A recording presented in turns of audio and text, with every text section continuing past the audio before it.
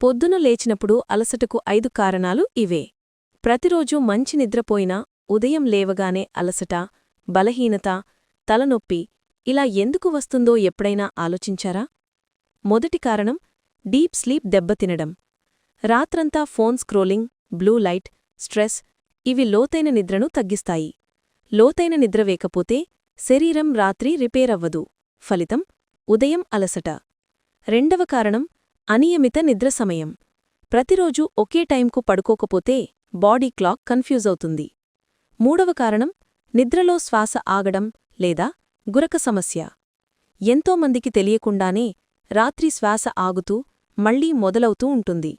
దీంతో మెదడుకు ఆక్సిజన్ తగ్గి ఉదయం భయంకరమైన అలసట వస్తుంది. నాలుగవ కారణం డీహైడ్రేషన్. రాత్రంతా నీరు తాగకపోవడంతో బ్లడ్ థిక్ అవుతుంది. ఉదయం లేవగానే డ్రై ఫీలింగ్ హెవీనెస్కు ఇదే కారణం.